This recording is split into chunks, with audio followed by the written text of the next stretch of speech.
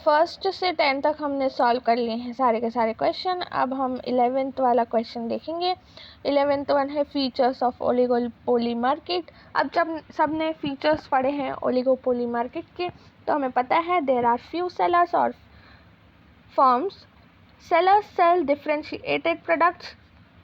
तो आपको पता होगा कि sellers either differentiated product sell कर सकते हैं और होमोजीनियस प्रोडक्ट। ठीक है, अगर आप रीड करोगे चैप्टर नंबर 5 के अंदर तो आपको ओलिगोपोली के फीचर में मिलेगा कि ओलिगोपोली के फीचर में आपको मिलेगा कि सेलर्स जो हैं, फर्म्स जो हैं, वो आइदर मीन्स या फिर होमोजेनियस प्रोडक्ट्स और डिफरेंशिएटेड प्रोडक्ट्स सेल कर सकते हैं मार्केट में। There is a free entry exit of the firm. नहीं, ये वाला ऑप्शन नहीं करेक्ट होता है, क्योंकि एंट्री बैरियर्स, क्योंकि firms can easily exit from the industry whenever it wants but has to face certain entry barriers. कुछ एंट्री बैरियर्स उनको जो है झेलने पड़ते हैं, जैसे गवर्नमेंट का लाइसेंस लेना पड़ता है, पेटेंट राइट्स वगैरह वगैरह। तो यहाँ पे एंट्री फ्री तो है नहीं, ये आपको ध्यान में रखना है। नेक्स्ट है there is a considerable element of uncertainty in type of market. Yes, यहाँ पे डी वाला भी तो है, करेक्ट है। तो यहाँ पर देखो ए और डी वाला जो ऑप्शन है वो मिलता है। हाँ, yes, A and D is the right answer. 4th one जो है वो राइट है। देखो मैं ऑप्शन करेक्ट करती हूँ, A and D. A and D is the right answer. Features of oligopoly market. Next question देखते हैं हम 12th।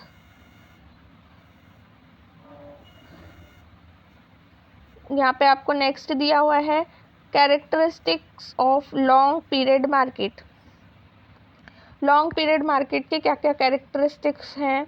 यहाँ पे आपको all factors of production and cost are variable, ये करेक्ट है। Firms are able to adjust all cost, ये भी करेक्ट है। It is for few years generally up to 5 years, ये भी करेक्ट है। आप कुछ स्टूडेंट ऐसा भी सोच रहे होंगे, मुझे पता है कि ये क्वेश्चन आया कहाँ से भाई, ये क्वेश्चन कहाँ से आया है। तो ये भाई क्वेश्चन आया है चैप्टर नंबर 5 से, forms of market, page number 46 के ऊपर आपको दिया गया है on the basis of time classification of market. उसके अंदर एक 3rd नंबर का पॉइंट है लॉन्ग पीरियड, वहाँ पे रीड कर लेना, आपको समझ जाएगा। ऐसे कोई भी कुछ भी नहीं है कि कहाँ से क्वेश्चन आया है, लेकिन कुछ बच्चे ऐसा सोच सकते हैं, तो मैंने आपको बता दिया कि आपको पेज नंबर 46 पर जाना है।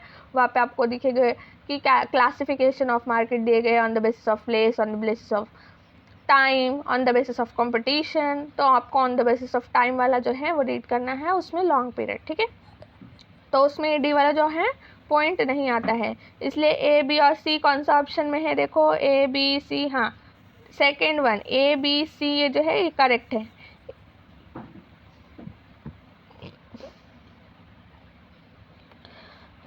हाँ, तो फिर हमारा ऑप्शन नंबर करेक्ट है second one, A B C जो है वो करेक्ट है। सेकेंड वाला ऑप्शन देखो मैंने अंडरलाइन भी किया है, उसे बॉक्स में भी डाल दिया है, ए बी सी, आप भी टिक कर लेना अच्छे से। नेक्स्ट क्वेश्चन है features of index number. Index number के फीचर्स क्या क्या है हमने स्टडी किए थे, इंट्रोडक्टरी जो पार्ट था हमने जब स्टडी किया चैप्टर नंबर 6 में वो। तो हमें यहाँ पे देखना है कि फीचर्स क्या क्या है इंडेक्स नंबर के। फर्स्ट तो इन्होंने दिया है कि it is useful in framing suitable economic policies. Second है it is useful to present financial data in real terms. C है index number are statistical device. Index number are specialised averages. तो हमें ये तो पता है कि सी और डी वाला जो है फीचर्स ऑफ इंडेक्स नंबर है, लेकिन कुछ स्टूडेंट को ऐसा लग सकता है कि उन्होंने जो है इंडेक्स नंबर का जो चैप्टर है उसमें ए वाला जो फ्रेमिंग सूटेबल पॉलिसीज़ और फाइनेंशियल डेटा का भी ये जो है कहीं ना कहीं पढ़ के रखा है। ऐसा लगता है हमें एग्जाम हॉल में कि अरे इंडेक्स नंबर में तो ये मैंने ये भी पढ़ा था कि ये तो फ्रेमिंग सूटेबल इकोनॉमिक पॉलिसीज़ है, और मैंने ये भी पढ़ा था कि present financial data in real terms. तो फिर क्या मैं ए बी सी डी चारों ऑप्शन को टिक कर दूँ, या फिर मैं ए और बी ही क्लिक करूं, मतलब ऑप्शन सेलेक्ट करूं, तो फिर मैं क्या करूं। तो भाई देखो, अब जब चैप्टर नंबर 6 स्टडी किया था ना, तो इसलिए जो सिग्निफिकेंस है और फीचर्स हैं बहुत अलग अलग हैं। जब आपने ये जो ऊपर के जो 2 पॉइंट स्टडी करे थे ये सिग्निफिकेंस वाले टॉपिक से किए थे। सिग्निफिकेंस का टॉपिक आपको 54 पेज नंबर पे मिलेगा। ठीक है, और भाई देखो इतनी सारी चीज़ें मैं आपको पेज नंबर के साथ में भी बता रही हूँ। प्लीज़ अगर वीडियो अच्छा लगता है तो वीडियो को लाइक ज़रूर करना है, अपने फ्रेंड्स के साथ से शेयर करना है। और अगर ऐसी तरीके से अच्छे डिटेल एक्सप्लेनेशन की वीडियोस चाहिए हैं तो आपको चैनल को सब्सक्राइब भी करना पड़ेगा। तो यहाँ पे अगर आप देखोगे ना सिग्निफिकेंस ऑफ इंडेक्स नंबर में, तब आपको यहाँ पे मिलेगा कि फ्रेमिंग सूटेबल पॉलिसीज़ और फाइनेंशियल डेटा का भी यहाँ पे पॉइंट मिल जाएगा आपको, लास्ट वन, ठीक है, 5th वन। तो ये जो हैं दोनों ऊपर के पॉइंट ए और बी, ये सिग्निफिकेंस है। लेकिन हमें क्या पूछा है क्वेश्चन में, हमें फीचर्स ऑफ इंडेक्स नंबर पूछा है, ये ध्यान में रखो। मैंने क्या बोला है, जो भी क्वेश्चन में पूछा जाता है उसे अंडरलाइन करो। फीचर पूछा है ना, फीचर को अंडरलाइन करो।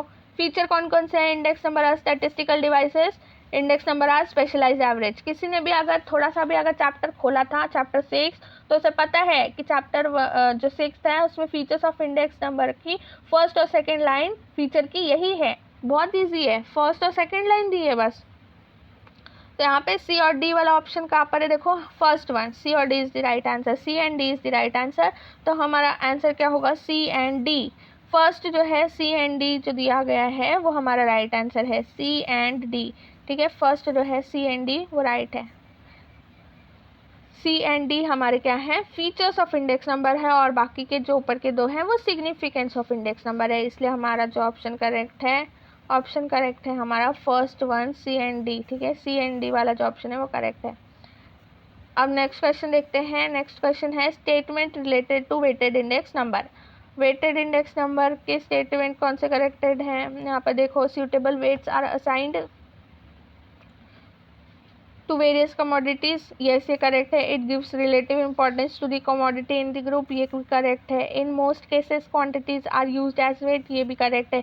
last price index and pastest price index are method of construction index number, ये भी correct है। हमारा 4th वाला ऑप्शन जो है वो correct है, ABCD, ABCD is the right answer। Question है precaution to be taken while estimating national income by output method। अगर किसी को ऐसी दिक्कत आ रही है कि भाई आप तो स्पेसिफिकली आउटपुट मेथड से पूछ लिया है तो मुझे नहीं आता है, तो ऐसा कुछ भी नहीं है। हमने थोड़े थोड़े प्रिकॉशंस पढ़ी है, ठीक है, याद रखो। हमने प्रिकॉशन स्टडी करी थी जब हमने एस्टिमेशन देखा था नेशनल इनकम का, चैप्टर नंबर 7 में। अब अगर आपने नहीं देखी है मेरी एक्सप्लेनेशन की वीडियोस तो फिर मुझे नहीं पता कि आपको पता है या नहीं। अगर हाँ, अगर आपने देखा है एक्सप्लेनेशन का वीडियोस तो आपको ज़रूर आता होगा, क्योंकि प्रिकॉशंस की वीडियोस में मैंने आपको बहुत इजीली एक्सप्लेन करे थे प्रिकॉशन। अब अगर यहाँ पर आप देख सकते हो कि only final goods services include होती है, अकाउंट होती है जब हम यहाँ पर, जब हम प्रिकॉशंस की बात करेंगे। अगर हम आउटपुट मेथड भी स्टडी करेंगे तो उसमें भी यही लिखा रहता है कि हमें फाइनल गुड्स और सर्विसेज को ही यहाँ पे जो है अकाउंट में लेना चाहिए। नेक्स्ट पॉइंट है indirect taxes included in the market prices are to be deducted, हाँ ये भी करेक्ट है। सी वाला जो ऑप्शन है subsidies given by the government on certain products must be added, yes ये भी करेक्ट है। सी वाला जो ऑप्शन है वो भी करेक्ट है। लेकिन डी वाला जो ऑप्शन है sale and purchase of second hand goods should be considered, should be considered लिखा है। ये देखो यहाँ पे स्टेटमेंट में एक वर्ड कम है, नॉट, तो ये जो है डी वाला करेक्ट नहीं है, शुड नॉट बी इंक्लूडेड। हमने क्या पढ़ा था कि sale and purchase of second hand goods should not be considered. जितना भी सेकेंड हैंड गुड्स है उसका सेल और परचेज कितनी भी बार हो रहा है वो हम काउंट नहीं करेंगे। हम सिर्फ और सिर्फ एक ईयर में जितनी भी फाइनल गुड्स एंड सर्विसेज बनती है उसको ही काउंट करेंगे। तो यहाँ पे ऑप्शन करेक्ट है हमारा ए बी सी, ये जो ऑप्शन है ये करेक्ट है, सेकेंड वन, ठीक है, A B and C right answer है। नेक्स्ट है practical difficulties in the measurement of national income, ये भी लाइव टेस्ट का क्वेश्चन है, ये भी लाइव टेस्ट का क्वेश्चन है। और जो मैंने एक्स्ट्रा क्वेश्चन दिए, अगर चैप्टर 7 के नेशनल इनकम के एक्स्ट्रा क्वेश्चन देखोगे अभी भी तो आपको मिल जाएगा एक्स्ट्रा क्वेश्चन वाली वीडियो में। तो यहाँ पे लिखा है कि practical difficulties in the measurement of national income, illegal income, problem of double counting, inadequate and unreliable data, valuation of inventories।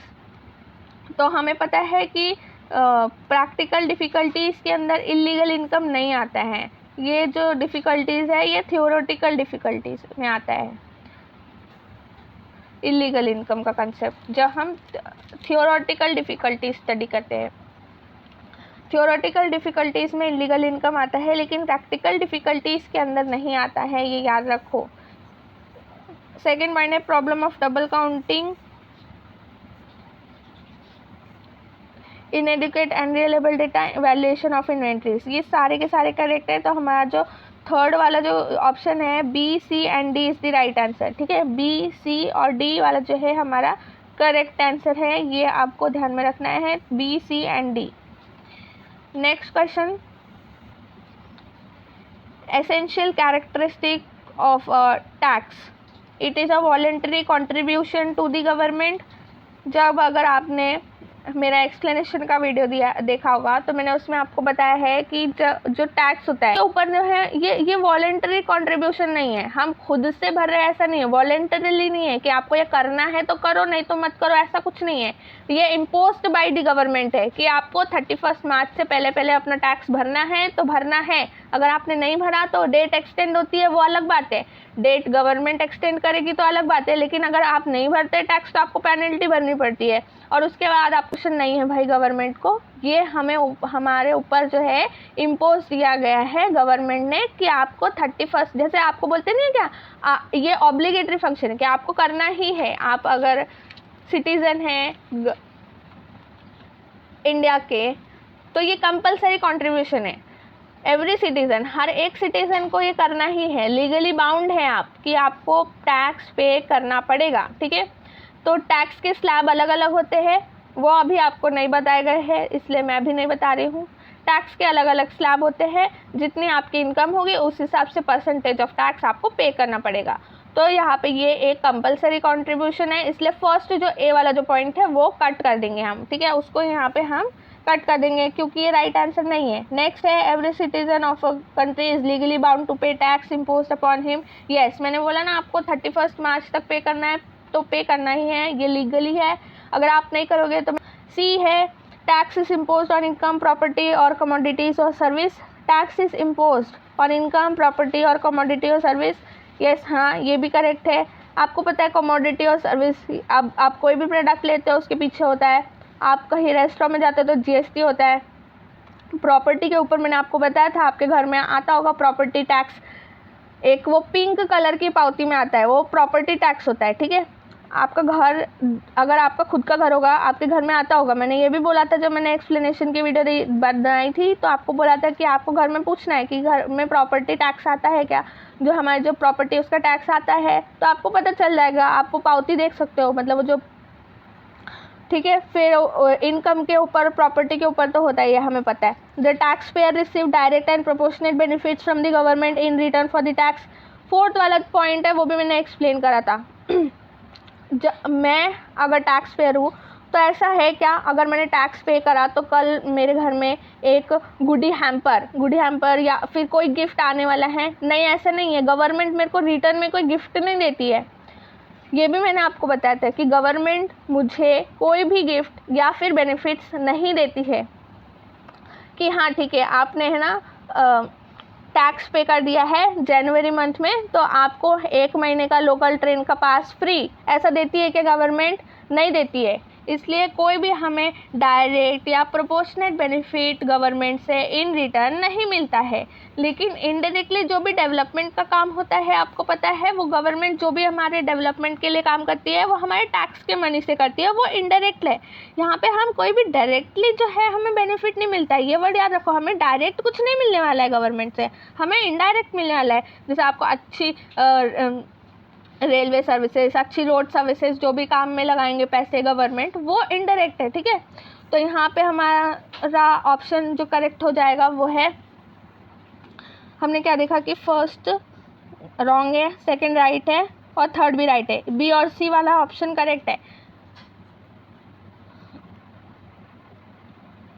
और यहाँ पर जो ऑप्शन होगा वो बी और सी होगा। ठीक है, बी एंड सी, सेकेंड वाला जो है बी एंड सी वो करेक्ट है। ठीक है, B and C is the right answer, B and C जो है वो राइट आंसर है। नेक्स्ट है नॉन टैक्स रेवेन्यू सोर्सेस, ये भी हमारा लाइव टेस्ट का ही क्वेश्चन है, या तो मैंने इसको ऑड 1 आउट में मैंने आपको एक्स्ट्रा क्वेश्चंस में दिया है। हाँ, अगर आपने एक्स्ट्रा क्वेश्चन की वीडियो देखी है, ठीक है, अगर आपने एक्स्ट्रा क्वेश्चन की वीडियो देखी है ना, उसमें मैंने ये क्वेश्चन दिया है non tax sources of revenue का।